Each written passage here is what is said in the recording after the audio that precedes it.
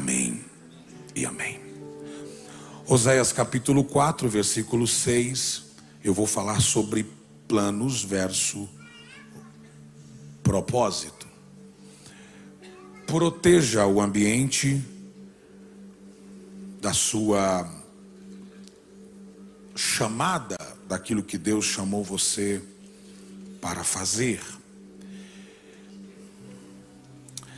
Oséias capítulo 4, versículo 6 diz assim: meu povo foi destruído. Na versão da tela diz: o meu povo está sendo destruído, pois lhe falta o conhecimento. Meu povo está sendo destruído por falta de conhecimento. Uma vez que vocês rejeitaram o conhecimento, eu também os rejeito como meus sacerdotes. Uma vez que vocês ignoraram a lei do seu Deus, eu também ignorarei seus filhos. Então notem, por favor, que o maior problema nosso não é um problema de falta de propósito. O maior problema nosso é a falta de sabedoria, de conhecimento. A Bíblia diz: o meu povo está perecendo porque lhe falta conhecimento. Provérbios capítulo 19, versículo 21 diz: muitos são os planos no coração do homem, mas o que prevalece é o propósito do Senhor. Muitos são os planos. Muitos são os planos. Você tem muitos planos, mas o que vai prevalecer é o propósito do Senhor. Isso quer dizer que você pode viver debaixo dos seus planos, ou você pode optar viver debaixo de um propósito.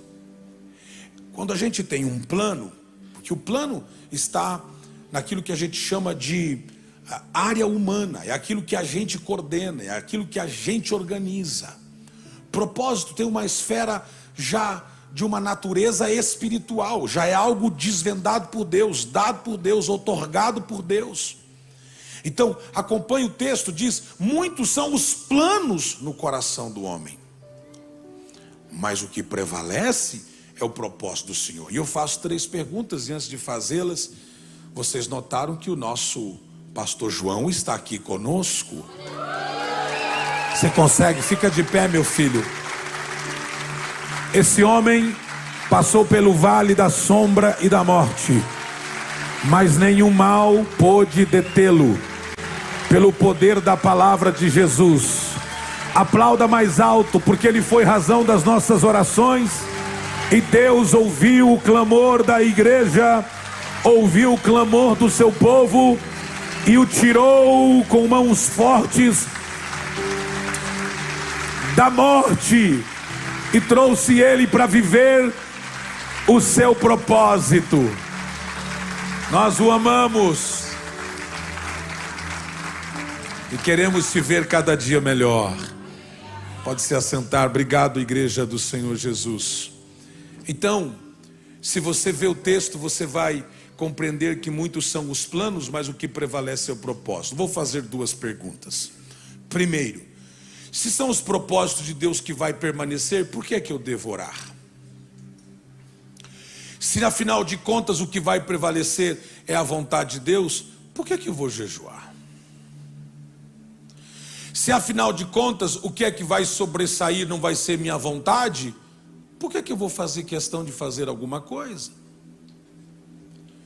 Segunda pergunta: se Deus é conhecedor de todas as coisas, isso quer dizer que nada assusta Deus, nada impressiona Deus, por que eu vou ficar preocupado em fazer alguma coisa certa ou incerta, errada ou certa, se no fim, se no final é a vontade dele que prevalece? E aqui eu vou dar a resposta.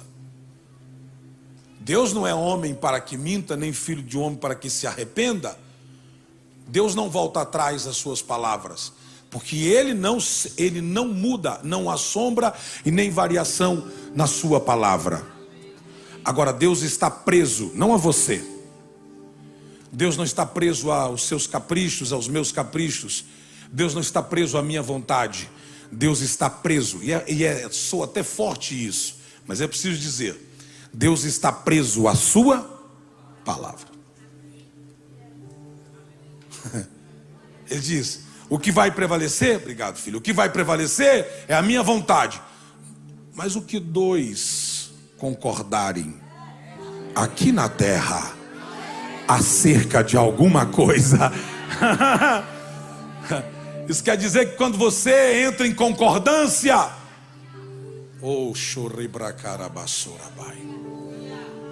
Deus não rejeita a sua oração. Deus não rejeita o seu clamor. Peninho maestro. Agora, o que Deus está dizendo no texto de Provérbios 19, 21? Propósitos são mais importantes que os planos. Você tem coragem de repetir? Propósitos são mais importantes que os planos. Os planos são meus, o propósito é do Senhor. Os planos são meus, mas o que prevalecerá é a vontade do Senhor. 2, os meus planos não podem anular o propósito eterno. Obrigado pelo entusiasmo. 3, propósito é mais poderoso que os planos. Propósito é mais poderoso que os planos. Nada que você faça é mais poderoso do que o que Deus desenhou para você. Eu acho que você podia dar um glória a Deus melhor. Nada que você faça vai superar o que Deus desenhou sobre você, para você, para a sua casa. 4, propósito vem antes do plano. Porque o plano é você que faz, propósito é Deus quem fez. Você veio depois. O propósito veio antes. Isso quer dizer que antes de você nascer, Deus já tinha um propósito. Davi disse, no ventre ele me teceu. Oh, bendito seja o nome do Senhor. Antes de você ser ainda informe no ventre da sua mãe, antes de você, por isso que nós somos veementemente e temos uma posição a favor da vida, porque nós acreditamos no propósito bendito de Deus. Fala pro teu irmão, você não é um erro. Diga, você não é um erro. Fala mais alto, diga, você não é um erro. Chacoalha ele e diga, você é necessário. Você é o quê? Necessário. E aqui eu começo a dissertar o assunto. Gênesis capítulo 1, versículo 26 a seguir. Então disse Deus, façamos o homem à nossa imagem, conforme a nossa semelhança. Domine ele sobre os peixes do mar, sobre as aves do céu, sobre os animais grandes, sobre os animais grandes de toda a terra e sobre todos os pequenos animais que se movem rente ao chão. Verso 27, criou Deus o homem à sua imagem, a imagem de Deus o criou, homem e mulher os criou.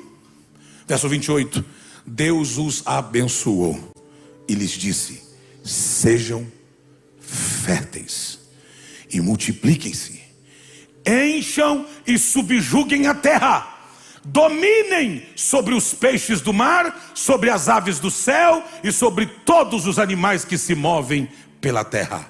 Agora escute isso. Deus criou o homem e a mulher com um propósito. Propósito de dominar. Diga dominar. Fala mais alto, diga dominar.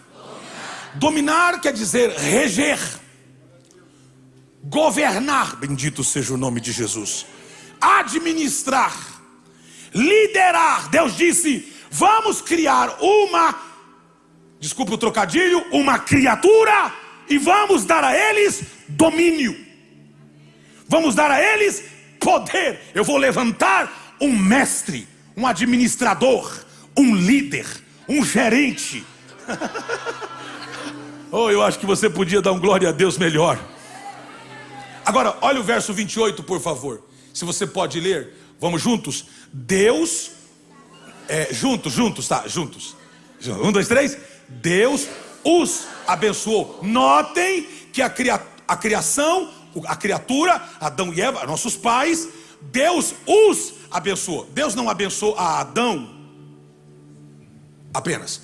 Deus não abençoou a Eva apenas. Deus os abençoou. A bênção foi para ambos.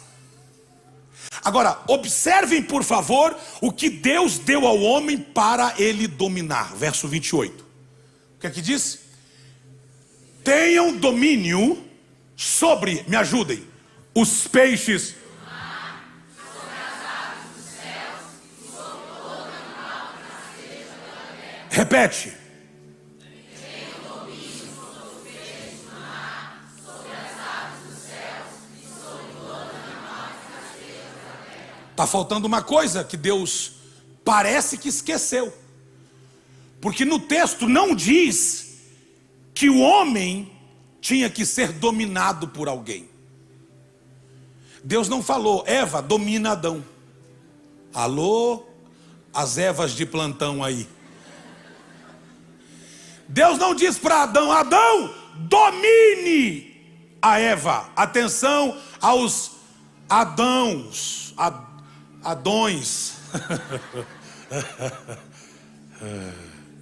Você não gosta de ser controlado. Fala a verdade. Porque o controle é opressão. E todo tipo de opressão nós não gostamos.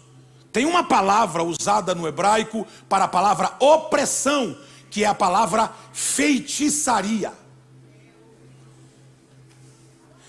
A palavra feitiçaria é da raiz da palavra opressão. O que é feitiçaria? Feitiçaria é você querer que outro espírito se submeta. É fazer que um espírito, escute, é tentar controlar um outro espírito. Ou seja, é fazer que um espírito se submeta, esteja debaixo do teu controle. Essa é a razão por que Deus odeia a feitiçaria. Porque feitiçaria é definida como qualquer tentativa de controlar outro espírito. Fala para o teu irmão, diga assim, você não foi feito para me controlar. Pode mandar o recado. Tem casal que não fala nem a pau, tá bom? Até isso ele controla. Até o final da mensagem vai mudar. Se Deus não controla você, quem sou eu para te controlar? Deus não controla as pessoas. O Espírito Santo nunca controlou nenhum ser humano, nem o Espírito Santo. Por que Deus não controla as pessoas? Por que o Espírito Santo não controla as pessoas? Porque Deus odeia a feitiçaria. Todo tipo de controle e de opressão. Não estou falando de ordem, estou falando de controle.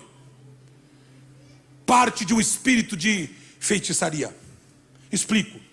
Você tem o Espírito Santo dentro de você. Quantos tem o Espírito Santo dentro de você? Diga assim, o Espírito Santo. Se tiver, fala, o Espírito Santo está dentro de mim. Agora eu pergunto, você responde, mesmo o Espírito Santo dentro de você, você peca? Ué, então ele não controla você? Porque mesmo o Espírito Santo morando dentro de você, ele permite que você seja livre, inclusive para pecar. Porque se o Espírito Santo estivesse dentro de mim e me controlasse no sentido do meu pecado, então eu não seria árbitro daquilo que eu faço, eu não seria o responsável por aquilo, pelos meus atos, eu culparia o Espírito Santo. Ele não me controla. A Bíblia diz que o Espírito me convence. Ah, você podia dizer um amém aqui. O Espírito Santo te convence. Ele fala na sua consciência e te aconselha. Não faça isso, não vai por ali, não vem por aqui, não faça isso, mas jamais te controla. Cadê os líderes? Levanta a mão, os líderes. Só tem meia dúzia de líderes aqui. Então, vou explicar o que é líder. Líder é aquele que lidera. Cadê o pai de casa aqui, o pai de família? Cadê os líderes aqui? Aumentou. Líder é aquele que é responsável de... Nenhum líder de verdade pode controlar seus liderados. Maridos não controlam esposas. Esposas não controlam os seus maridos. Deus jamais irá te controlar. Deus não disse: Adão, governe, domine a Eva. Eva, domine o homem. Deus disse: domine as árvores, domine as plantas, domine os répteis, referindo-se aos animais que rastejam, aos grandes animais. Ele diz: domine sobre as aves. Mas um filho de Deus que tem propósito, ele administra as coisas e faz que as pessoas desenvolvam os dons e as habilidades que Deus inseriu dentro dele ou dela. Eu não te controlo, eu estou aqui para descapsularizar, para tirar para fora, para trazer à luz, para desencapsular, tá correta essa palavra? Tá, pelo menos tá bonita. É para desencapsular. O verdadeiro líder faz que as pessoas se sintam maiores. O verdadeiro líder, ele olha para os seus liderados e diz: você é melhor do que eu, você é maior do que eu.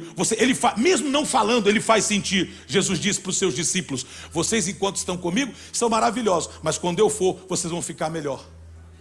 Vocês vão ficar melhores. Isso quer dizer que o líder que é líder, ele não precisa estar oh my God, eu sinto Deus aqui. Ele não precisa sequer estar presente para que as pessoas honrem a sua presença. Porque até aquilo que ele ensinou, porque é a valorização, é você expor o seu, eu sinto Deus aqui, é você abrir o seu coração e liberar tudo que está. A minha função não é controlar você, a função da igreja não é controlar você. Toda a igreja que faz controle sobre suas ovelhas e sobre os seus liderados é tirania, e isso tem nome: abuso espiritual. E todos esses líderes terão que dar conta diante de Deus. Eu não posso dominar você, você não pode me dominar, mas uma coisa eu posso: fazer que aquilo que está dentro de você venha para fora. Seus dons serão despertos, seus dons serão acordados. Alguém diga amém aqui. Mateus 20, 25. Olha que texto poderoso. Ontem, quando eu estava escrevendo essa mensagem, esse texto aqui me chamou muito a atenção, porque eu já li esse texto tantas vezes, mas ontem ele falou de forma muito poderosa ao meu coração. Olha o que diz. Então Jesus, chamando-os para junto de si, disse: vamos juntos? Vocês sabem que os governadores dos povos os dominam. Coloca outra versão. Coloca outra versão, por favor. Verso 25 numa outra versão. Olha que poderoso. Desculpa, eu sei que está tudo bonitinho aqui, eu pedi outra versão, mas se conseguir, se não, só dá um sinalzinho aí, a gente vai nessa aqui mesmo. Então chamou todos para perto de si e disse: como vocês sabem, os governadores dos povos pagãos têm autoridade sobre eles, e os poderosos mandam neles. Os poderosos mandam neles. Deus está falando aqui, Jesus está ensinando que num governo pagão, os poderosos mandam nos outros, ou seja, tem os outros como sua propriedade, são senhor dos outros. A palavra aqui, senhor, é a palavra dono. Eles tratam as pessoas como se fosse seu patrimônio, sua propriedade. Tratam as pessoas como se elas fossem cidadão do reino dele, mas se esquece que você e eu e nós somos cidadãos do reino dos céus. E Jesus diz: o homem não foi feito para ser dominado, o homem foi feito para dominar as aves dos céus, os peixes do mar, as aves, os animais que rastejam e os animais grandes do campo. Agora, eu preciso gerenciar aquilo que Deus me deu. Agora escute isso aqui. Você tem que entender definitivamente que você não pode Jesus está ensinando aqui, você não pode ser senhor de ninguém. Então Jesus, chamando-os para si, disse: bem sabeis que pelos príncipes dos gentios são esses dominados, que os grandes exercem autoridade sobre. Ainda não é esse, mas aqui na minha versão está melhor. Como vocês sabem, os governadores dos povos pagãos têm autoridade sobre eles, e os poderosos mandam neles. Diga, mandam neles. Agora olha o que Jesus diz: mas entre vocês, e aqui é a cultura do reino, pelo contrário, quem quiser ser importante, que sirva os outros.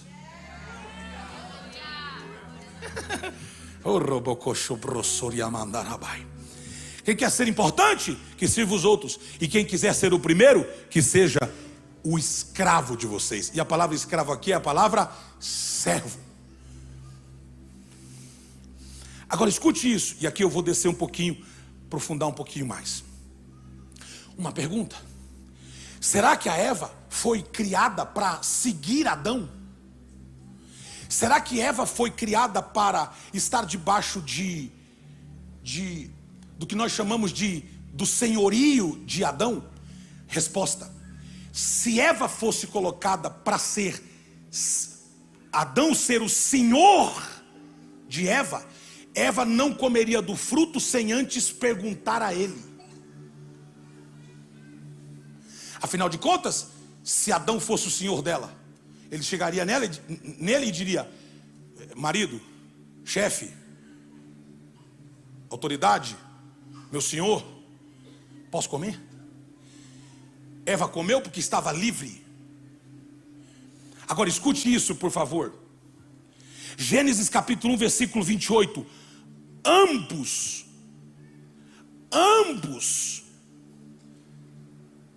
foram abençoados.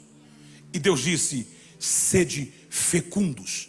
No original quer dizer frutífero. Chacoalha o teu irmão, diga assim: tem uma unção de frutífero sobre você. A conferência das mulheres é frutífera, não é? Então diga para ele e para ela, diga: tem uma unção.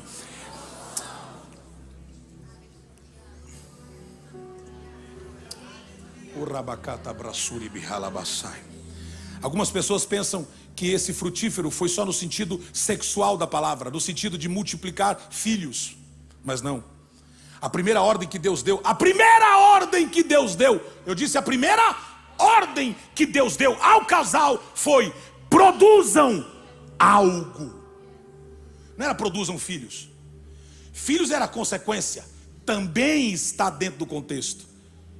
Mas o que Deus está dizendo aqui, Ele está dizendo: você precisa produzir algo, seja producente. De onde vem o fruto? Domingo passado eu expliquei, de uma semente. Uma semente que tem frutos. Frutos que têm sementes. Sementes que têm frutos. Frutos que têm semente. Deus está dizendo: sejam frutíferos. E agora, por que Deus te mandou ser frutífero? Ou por que Deus mandou Adão e Eva serem frutíferos? Respondo: porque Deus sabia o que tinha colocado dentro deles. Era uma boa hora de você chacoalhar a sua esposa, seu esposo, esse vizinho que está do seu lado, que você nem conhece. Chacoalha o ombro dele, já faz amizade assim, já começa uma amizade meio atropelada, já dando de dedo nele, diz assim: ó, você precisa ser frutífero, porque dentro de você está escondido os maiores tesouros da terra. Eu só preciso de meia dúzia que acredite no que eu estou pregando aqui e agora. Deus colocou dentro de você um propósito, uma visão, uma ideia, um sonho, uma semente, uma casa, um negócio, uma empresa. Será que tem alguém aqui que recebe um talento, uma unção, uma graça, um fogo, um poder, uma virtude, uma sabedoria, uma inteligência, só que recebe? Joga essa mão para cima, diga: é meu, é para mim, eu recebo, oh my God!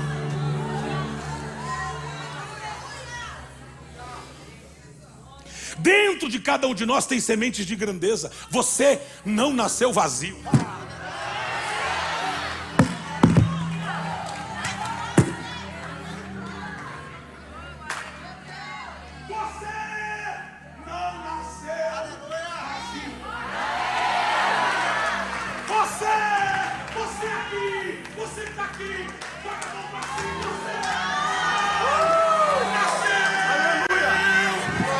vazio. Eu estou perguntando se alguém recebe. Você não nasceu vazio. Você não nasceu vazio.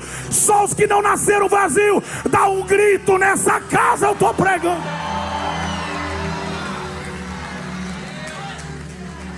Agora, escute isso. Mas vai morrer vazio.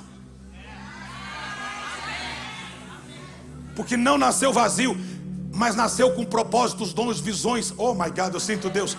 Talentos, habilidades, coisas escondidas dentro de você, que durante a sua vida você vai pôr para fora.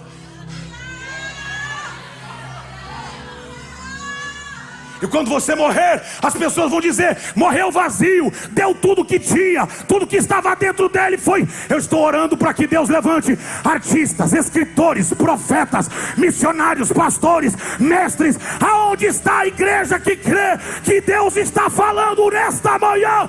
Oh my God, oh my God. Diga para esse irmão: Deus nunca vai exigir de você o que Ele não te deu primeiro. Seja produtivo, seja frutífero. Produza na música, na arte, na família, nos negócios, nos sonhos.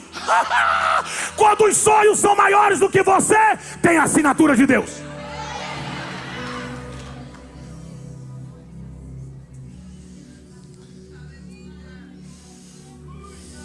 Seus sonhos está indicando que o que está dentro de você tem a autenticidade de Deus, a assinatura de Deus, o decreto de Deus, a vontade de Deus, o desejo de Deus. Pastor, eu estou sonhando com algo poderoso. É mesmo, sim. E outra coisa, pastor, é muito grande o que eu estou sonhando. É mesmo, continue sonhando. Pastor, sonhei de novo. Continue sonhando. Pastor, continue. Sabe o que é isso? É algo que está dentro de você, que está querendo sair. Está querendo sair. Não sei se alguém recebe aqui. Essa noite Deus vai colocar a mão aí dentro de você e vai dizer, assim como Ele disse para Lázaro: vem para fora. Os sonhos virão para fora, a visão virá para fora. Alguém grita.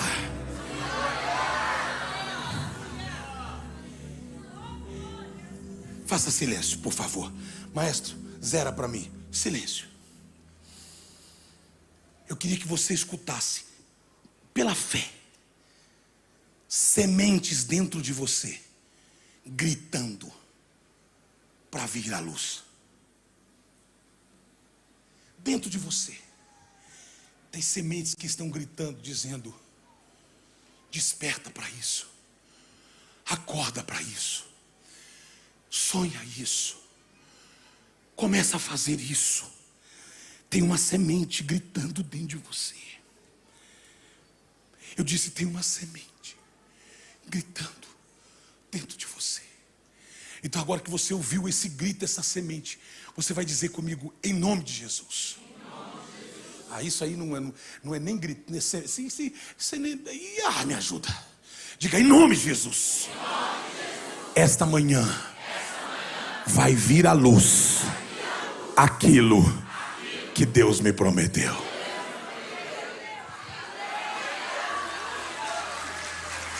Se você vai aplaudir a Jesus, faça até as mãos aquecerem. Uma semente é um fato. Uma semente é um fato. Que pena que eu não tenho nenhuma semente aqui. Não vou nem pedir não, mas vai que tem. Uma semente é um fato. Diga: uma semente é um fato. Se uma semente é um fato, o que é a verdade? É a fruta. A semente é um fato, mas a fruta é a verdade. Só que a fruta está dentro da semente. Então você vai se assustar aqui. Do teu lado tem um fato. Não tem. Deixa eu ver se tem. Do teu lado aí tem um fato. Você está duvidando? Olha para a direita ou para a esquerda? Mais para a direita, né? Olhou? Ok. O que é que você viu? Um fato. Ou seja, o que você viu é apenas um fato. Se tem um fato aí, é porque tem uma verdade a caminho. Eu achei que você ia receber isso aqui. Uma semente é um fato. O que é a verdade? É o fruto. O que você tem aí do lado não é um fruto. O que você tem do lado é uma semente, é um fato. E o fato é a certeza de que vem frutos. Então chacoalhe esse fato que está do seu lado. Diga assim: você é um fato, fatinho, fatão, fato, de fato, eres um fato. E quando eu te vejo, eu já estou vendo que tem verdade vindo a caminho. Tem o absoluto de Deus está vindo. Eu estou pregando para uma igreja que vai sair do fato para ser verdade. Você vai sair do fato para ser verdade.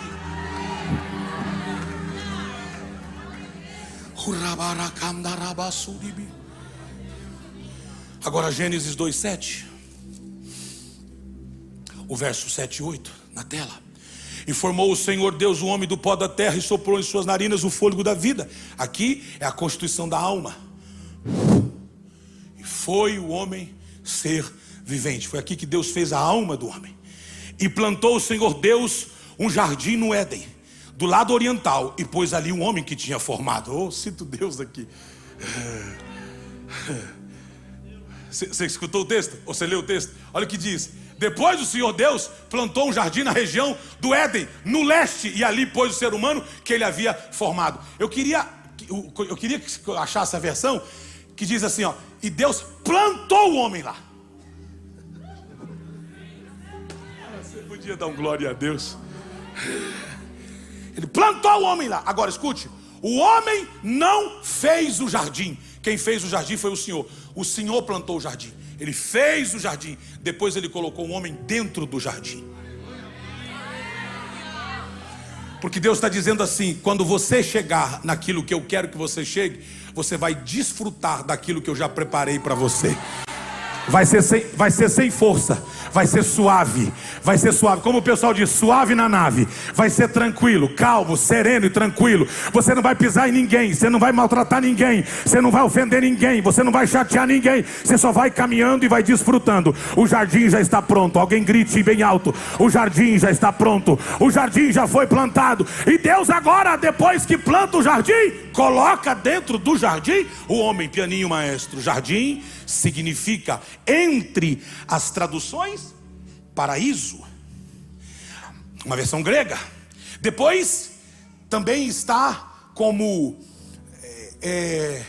o hebraico, lugar de beleza, de satisfação, ou lugar de delícias. Mas tem um significado da palavra jardim que é a mais poderosa de todas. Jardim quer dizer ordem. Obrigado pelo entusiasmo. Vocês gostam de ordem. Não é ordem de mandato, de mandatário, de direção. É ordem de organização, de ordenação, de organização. Eu cito Deus aqui. Deus mesmo organizou e colocou o homem dentro da ordem. Obrigado pelo amém. Qual é a diferença entre um jardim e uma floresta?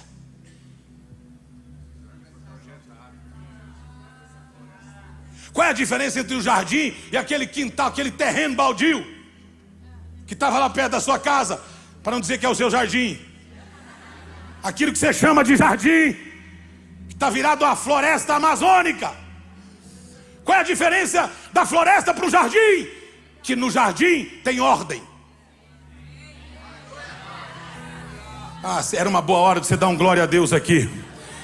Deus está dizendo: eu já organizei e coloquei você dentro de um lugar de ordem para você desfrutar o meu propósito.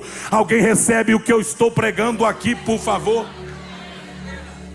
Agora você vai ver que está no verso 7 e o verso 8. Há uma repetição no verso 15 do capítulo 2. Olha o que diz, está na tela. O texto diz: e tomou o Senhor Deus o homem e o pôs no jardim do Éden para lavrar e o guarda. Então você entenda, o teu propósito vai acontecer no lugar da ordem. Deus te colocou no jardim para você lavrar e guardar. Se você não guardar o ambiente do teu jardim, o propósito não é revelado. Se você não guarda o jardim, você vai acabar executando os seus planos e não o propósito. Vou te provar. Éden, a palavra escrita em hebraico, você sabe que o hebraico, ele é um idioma que são escritas em traços. Cada traço tem o seu peso, o seu valor e o seu significado. A palavra Éden tem 5 significados. Primeiro, momento. Gente, eu cito Deus. 2, primeiro, momento. 2, local. 3, presença. 4, porta aberta. Eu estou falando dos. Se você fizer uma leitura, por exemplo, do hieroglifos, quando você faz a demarcação e você faz a leitura, seja ela crônica ou seja ela textual, você vai ver peças, desenhos, símbolos, e cada um com o seu peso, com a sua nota, com o seu tom e com o seu significado. Éden significa momento, local, presença, porta aberta, deleite.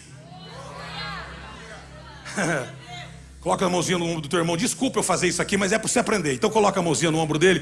Pastor, eu nunca mais venho nessa igreja, fica mandando botar a mão no ombro. Tá bom, então já que é a última vez, desfruta então, vai. Coloca a mãozinha no ombro dele e diga assim: momento, local, presença, porta aberta e deleite. Agora diga para o teu irmão: vamos ajuntar tudo isso agora. Fala para ele: vamos juntar tudo isso agora. Jardim significa um local para um momento específico, onde a presença de Deus será uma porta aberta para o seu deleite. Eu não sei se alguém recebe o que eu estou pregando aqui. Há uma porta aberta, há um desfrutar. Só quem vai deleitar no propósito de Deus. Eu não faço isso aqui por obrigação, eu faço aqui por deleite. Eu faço aqui porque há uma porta aberta. É porque eu estou na área da minha convergência e no meu propósito. Eu grito para você esta manhã: faça o teu jardim florescer agora.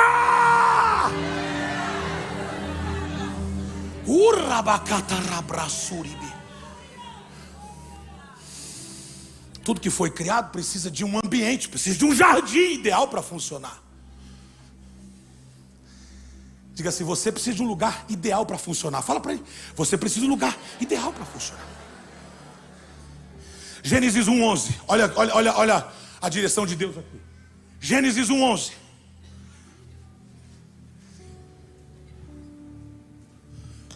E disse Deus: produza a terra erva verde. E disse Deus o quê? Produza a terra erva que dê, árvore frutífera que dê, segundo a sua, cuja semente esteja sobre. E assim foi. Então quando ele fala sobre 11, quando ele fala sobre semente, ele fala para a terra. Obrigado pelo entusiasmo. Ele fala: a semente produza na terra. Porque ele sabe que a semente precisa da terra. Porque Deus preparou primeiro a terra, depois a semente. Então ele preparou primeiro o ambiente para manter aquilo que ele depois te deu. Está tudo preparado. Tem casa pronta, tem família pronta. Cadê os jovens adolescentes que gritam aqui? A universidade está pronta, a escola de missão está pronta, o intercâmbio está pronto, a universidade está pronta, o casamento está pronto, o emprego está pronto, a empresa está pronta. Eu não sei se alguém recebe, eu estou soltando aqui. Só quem recebe vai dando um grito de glória e dizendo: é meu, é para mim, eu recebo. Isso aqui é uma conferência. Quando ele vai criar as estrelas, o que é que ele faz, pô? Ele fala ao firmamento. Porque se você tirar as estrelas do firmamento, ela vira um meteoro e ela deixa de se funcionar como estrela. Se você arranca uma semente da terra, ela é só uma semente, pode ser orada, pode ser ungida, mas ela não vai funcionar, porque ela só funciona na terra. Quando ele foi falar dos peixes, ele falou o quê? Ele falou para o mar: mar, dei peixes. Porque ele sabe que o peixe precisa do mar, precisa da água. Mas quando ele foi fazer o homem, ele olhou para quem? Para o leão? Para o macaco? Para o laboratório? Ele olhou para ele. Alguém recebeu? Eu vou aqui da direita aqui. Eu acabei de dizer que quando Deus foi fazer você, Ele não olhou para o macaco. Você não veio do macaco. Você não veio de uma erupção meteórica. Você não veio você não é um rato de laboratório. Você não é um fruto de uma ameba laboratorial. Você é a imagem. Oh my God. Você é a imagem. Oh my God. Você é a imagem de Deus. Quando Deus foi fazer você, Ele olhou para ele. Vou provar biblicamente. E disse Deus: façamos o homem a nossa imagem e semelhança. Por isso que se você tira o peixe da água, o peixe morre. Por isso que você tira a semente da terra, a semente morre. É por isso que você tira as estrelas dos céus ou do firmamento, elas morrem. E se o homem sair de Deus, ele morre. Sabe que tem gente querendo sobreviver fora da presença, não vai conseguir. Tem gente querendo sobreviver fora da presença, não vai conseguir. Pega um peixe, tira ele da água e ore por ele. Vai viver, vai viver, vai viver. Ele vai ficar. Por quê? Porque você tirou do ambiente. O que é que o diabo falou? Vou tirar Adão do ambiente, jardim. Porque se eu tirar ele de lá, eu destruo o propósito. Eu queria pregar essa manhã. E eu vou pregar. Eu estou dizendo que o diabo diz: eu preciso tirar essa. Porque se eu tirar o cavalo, a égua, o burro do jardim, não faz efeito. Se eu tirar as sementes do jardim, não faz efeito. Se eu tirar as árvores do jardim, não faz efeito. Se eu tirar Adão do jardim, eu quebrei o propósito. E aí começou a tentativa de arrancar Adão do propósito. Diga para o teu irmão que está do seu lado. Estou terminando? Diga para o seu irmão. Não é para falar que eu estou terminando.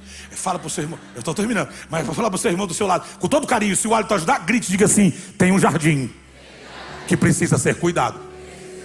Diga: jardim do Éden é mais do que uma geografia. É mais do que um local. Diga: jardim é um momento. É uma porta aberta. É um lugar de deleite. Diga: é a catedral. É essa manhã, é essa hora. Só quem está no jardim, dá um grito de glória. Dá um grito de glória. Eu estou.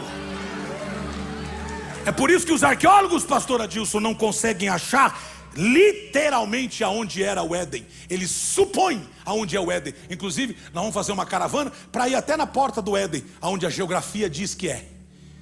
Mas os arqueólogos não conseguem encontrar com exatidão o jardim. Por quê? Porque ele é mais do que um lugar. Ele é um momento.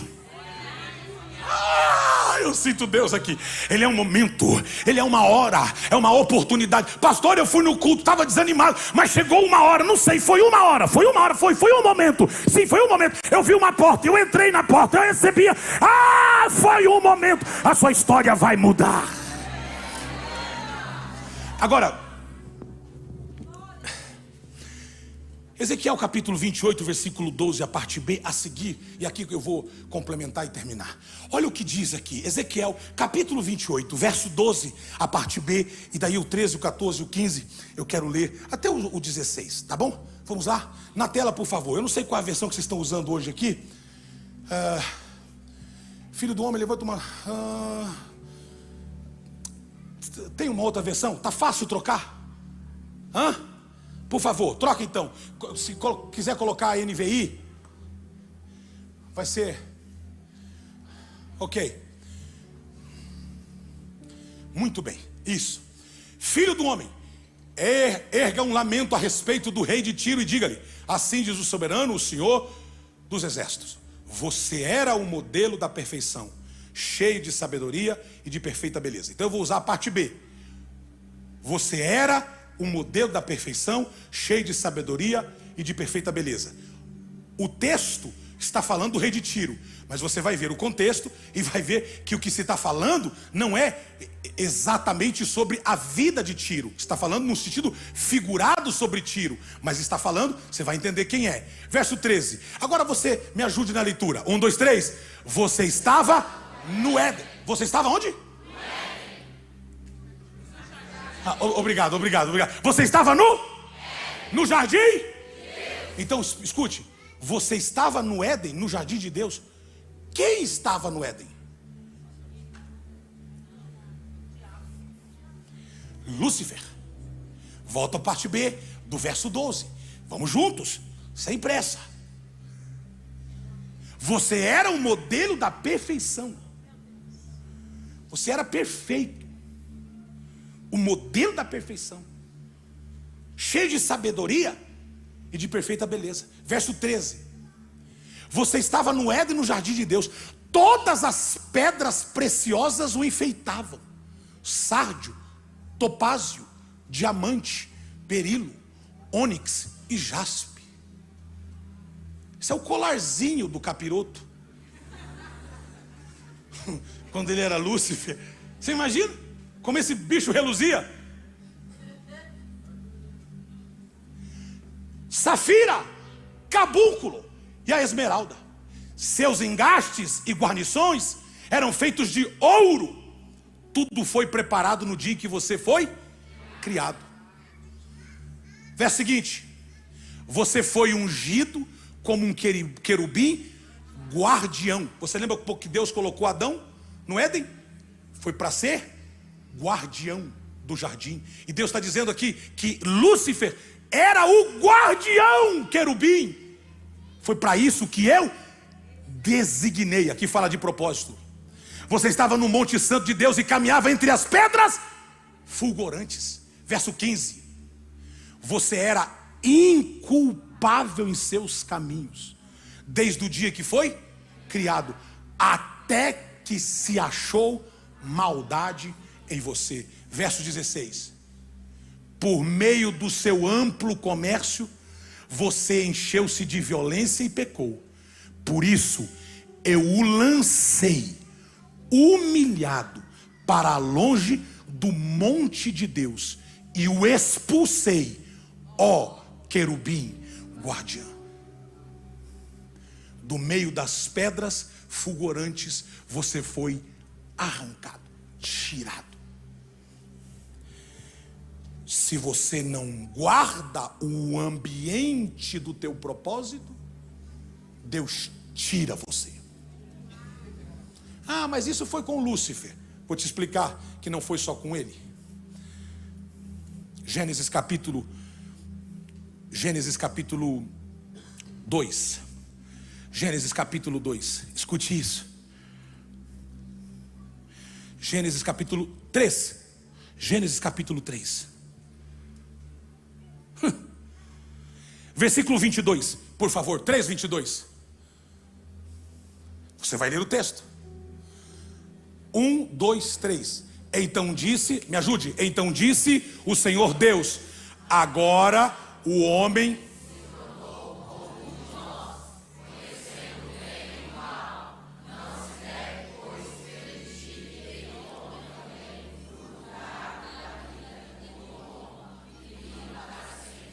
como? Que ele seja o quê? Agora o homem se tornou como um de nós, conhecendo o bem e o mal. Não se deve, pois, permitir que ele tome também do fruto da árvore da vida e o coma e viva para sempre. Agora, capítulo 3, e o versículo de número 24. Versículo 23 e o 24. O 23 e o 24. Não estava aí, mas achei. Por isso o Senhor Deus mandou embora do... Então não foi só o guardião, o querubim ungido. Quando o homem preferiu fazer os seus planos, abriu mão do propósito. Quando abriu mão do propósito, Deus disse: você não cabe mais no lugar da ordem. E ele disse: por isso o Senhor Deus o mandou embora do jardim do Éden para cultivar o solo do qual foi tirado. Verso 24, alguém tem coragem, leia. 1, 2, 3. Depois de expulsar o homem, colocou a leste do jardim do Éden querubins e uma espada flamejante que se movia, guardando o caminho para a árvore da vida. Ele arrancou o Éden, o jardim, o Adão do jardim.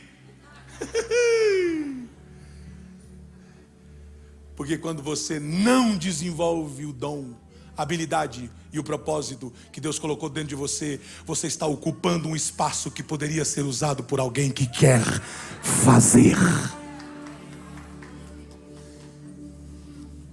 Então olhe para o teu irmão e diga assim: abra os olhos, varão. Eu tenho o maior pavor que me chame de varão. Você quer me deixar nervoso? Fala: ei, varão. Não me tentem, hein? Lúcifer foi colocado para guardar o jardim, o ambiente, mas ele desejou seus planos e abriu mão do propósito. Os planos podem ser nossos, mas o propósito é de Deus. Levante a sua mão, eu estou terminando. Diga: os planos são meus, mas o propósito é de Deus. E aí Deus fechou o jardim e tirou o homem de lá. E disse: já que ele preferiu o plano dele, eu tiro ele do jardim. Porque o jardim é lugar de propósito, ordem, local, momento, porta aberta, delícias. Oh, sinto Deus aqui. Então eu vou tirar você, você não tem o direito de desfrutar isso. Aí, Satanás, deixa eu figurar aqui. Não vou figurar ele, vou figurar a situação. Satanás está: arrebentei o propósito dele! Uhul! Aí Deus, lá na glória, está falando com Jesus: filho, vamos para o próximo capítulo. Vamos, pai. É que eu preciso reabrir o jardim.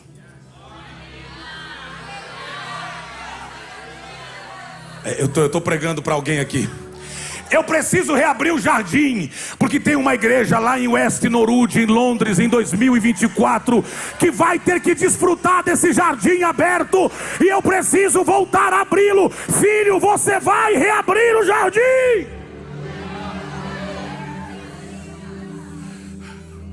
Ele disse: pai, eu vou. Como é que o senhor quer que a gente faça? Filho, eu quero que você vá pequenininho, para provar aos homens que aquele que quer ser maior tem que servir aos demais.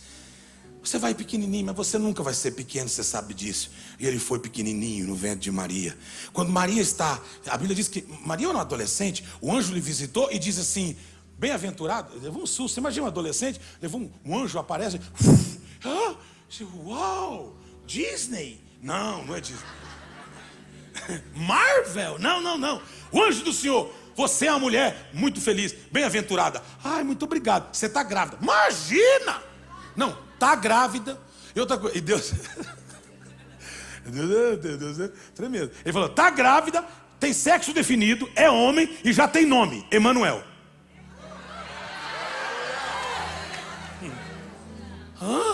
Mas o que eu faço? Nada, só cuide. Mas eu tenho um noivo, fica tranquilo que eu vou conversar com o noivo. José, pois não? Sua mulher está grávida. Eu vou pegar. Não, vai pegar nada. Vai pegar. Não tem sêmen para que o homem não se gabe que Deus é dele. Eu sinto Deus aqui. O que está nela é do Espírito Santo. E você tem uma função: cuida dela, não deixa ela nem tossir. Esse vento não pode nem dilatar. Ai, Maria, tá tudo bem? Tá bom, José. Ai, mas é que eu tô, imagina o tamanho daquele anjo. Ele falou que eu tenho que cuidar de você. Eu acho que quando Maria teve o parto, José estava: no nome de Jesus, que não sinta nem dor, que seja uma benção. E geralmente, enfim, não vou nem falar isso. Aí, Jesus vem. Maria pega Jesus e leva ao velho Simeão para que ele possa orar por ele, pastor Paulo. E quando Jesus chega no colo de Maria e entrega para o velho Simeão, ele olha para Jesus e olha para o céu e diz: pode me levar. Por quê? Porque os meus olhos acabam de ver a salvação de Israel. Eu acabei de ver a salvação. Tá com lenço não, tá com fralda, mas é a salvação de Israel.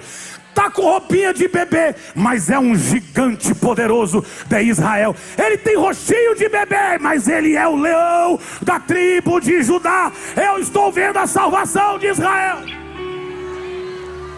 E esse bebê veio enfrentar a espada que estava fechando o jardim, para reinaugurar o jardim. Sabe para quê? Para botar você lá dentro. Obrigado pelo entusiasmo. Só quem vai entrar no jardim, fica de pé nesse lugar aí. Rápido, vamos. Diga: eu vou entrar nesse jardim. Eu preciso de meia dúzia que creia que vai entrar nesse jardim. Diga: eu vou entrar nesse jardim. Então eu vou pedir que você faça até um movimento aí. Diga: eu vou entrar nesse jardim. Dá um passinho aí se puder. Diga: eu vou entrar nesse jardim. O diabo conseguiu enganar a Eva, mas a você o diabo não vai enganar. Você vai desfrutar o bem do jardim e vai desenvolver o seu propósito. Só quem quer viver o propósito de Deus dá o melhor grito que essa casa pode dar.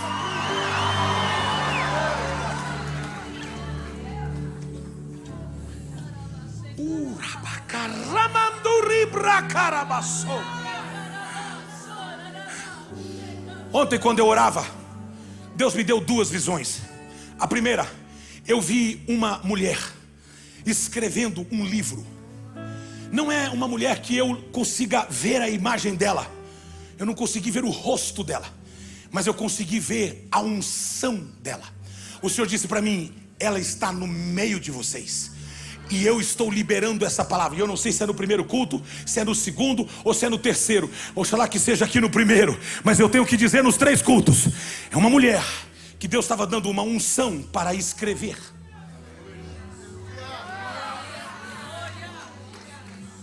E o Senhor manda dizer para essa mulher: o jardim está aberto e eu vou te dar palavras de conhecimento e palavras de sabedoria. O primeiro livro já será best-seller. As pessoas não te conhecem, mas vão conhecer o que está por detrás de você, a unção que você carrega. Eu não sei se alguém recebe o que eu estou profetizando aqui. Tem uma escritora poderosa entre nós. 2, Deus me mostrava um casal com 2 filhos. Um casal com 2 filhos entrando numa nação, uma nação inóspita, uma nação árida. E assim como o rosto da primeira eu não percebi, o rosto do casal eu não percebia, mas eu via a alegria e o grito de alegria das crianças. E hoje uma cena me arremeteu ao que eu vi na visão. Quando eu estava sentado aqui, o Levi, foi o Levi que estava no colo, não, mas o Coa, é o Coa, que o Levi estava cantando aqui. O Coa, ele estava feliz, e ele mexia com um pé. Você notou, a hora que eu falei para ti, olha ele mexendo o pé, e você falou assim: ele está alegre. Foi a mesma cena que eu vi ontem, eu não sei se você... O Senhor está dizendo para mim assim: esse casal vai entrar num lugar inóspito, seco, árido, mas é com tanto júbilo. Eu não sei se vai ser enviado pela catedral, se vai ser enviado por um outro movimento. Eu não sei. Deus não me deu detalhes. Ele só disse para mim que esse casal está no nosso meio. E eu posso te garantir que, se depender de nós, vai sair com júbilo e vai fazer algo poderoso para o Senhor Jesus. Eu preciso de alguém que queira viver o propósito. Dá um melhor grito desesperado de: eu quero! Então pega a mão do teu irmão até ele dizer um glória a Deus, aperta e diga: você não vai ficar à margem da vontade de Deus. Chacoalhe o braço dele e diga: você vai viver o propósito de Deus. Entra no jardim e começa a dançar a música do deleite. Eu estou pregando para uma igreja que vai se deleitar.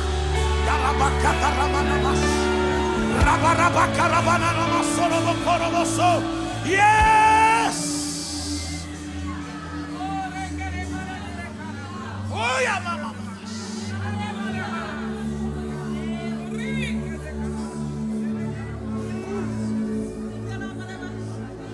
Orica pra baixo no bocoro boço.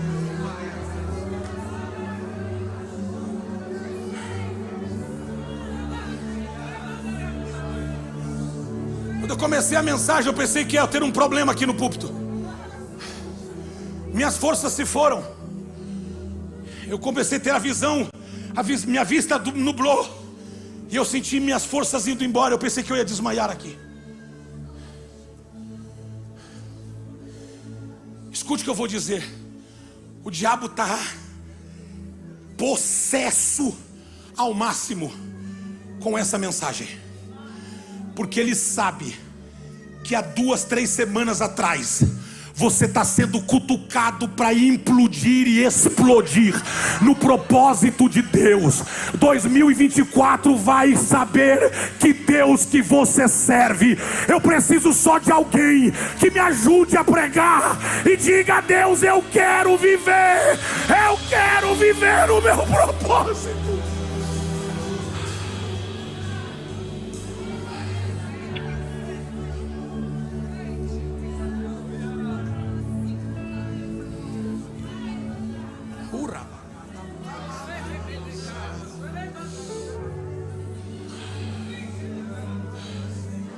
Eu não quero os meus propósitos. Eu não quero os meus planos, eu quero o propósito. Eu não quero os meus planos, eu quero o propósito. Ah, se fosse pelos meus planos eu teria mudado muita coisa. Talvez nem estaria aqui na Inglaterra. Eu não quero os meus planos, eu quero o meu propósito. Ah, eu fui tentado a pegar um voo e voltar para a minha terra. Eu fui tentado a voltar para a África. Eu fui tentado a voltar para a América do Sul. Eu fui tentado, sim, foi. Mas por que você ficou? Eu abri mão dos meus planos. Eu quero viver o propósito. Eu quero viver o propósito. Eu preciso de uma igreja que queira viver o propósito de Deus e comece a glorificar o nome de Jesus. Porque agora Deus vai entrar na tua vida.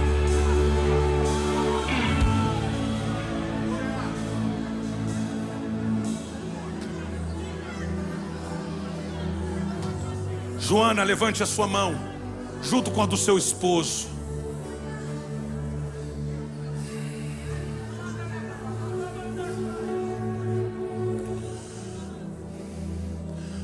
O propósito é maior do que os planos.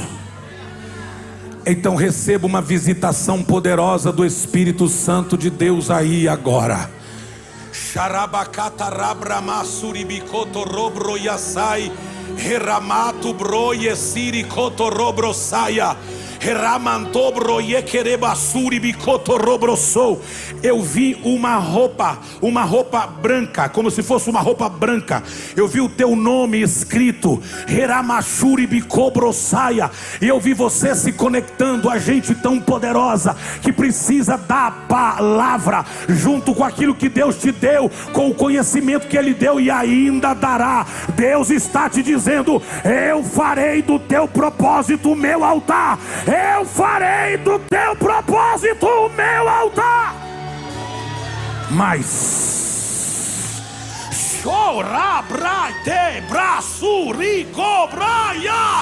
senhoras e senhores, eu sinto uma glória aqui, que a vontade que eu tenho é de sair voando. Tem uma glória aqui, eu não sei se alguém consegue sentir a mesma presença que eu estou sentindo. Levante a sua mão e se expresse. Jesus, aonde tiver alguém sentindo que o jardim está aberto, faz ele entrar agora.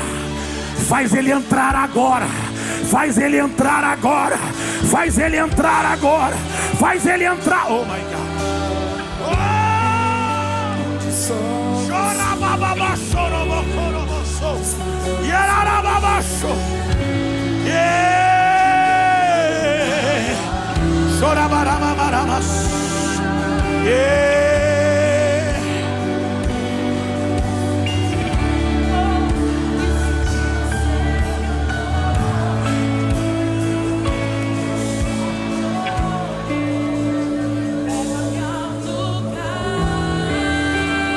Senhor,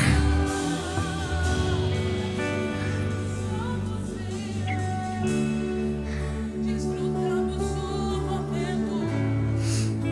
Te amo, meu papai.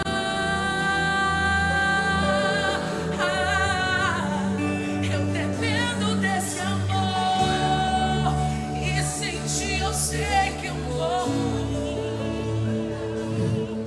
pastor, eu quero viver o propósito de Deus, e eu quero deixar os meus planos, ou eu quero pegar os meus planos e colocar dentro do propósito de Deus, e Deus decida. Pastor, eu ainda não conheço Jesus, eu ainda não confessei Jesus, eu quero seguir Jesus, eu quero ser filho de Deus, eu quero receber Jesus no meu coração, eu quero aceitá-lo como meu Senhor e meu Salvador, eu quero viver o meu propósito.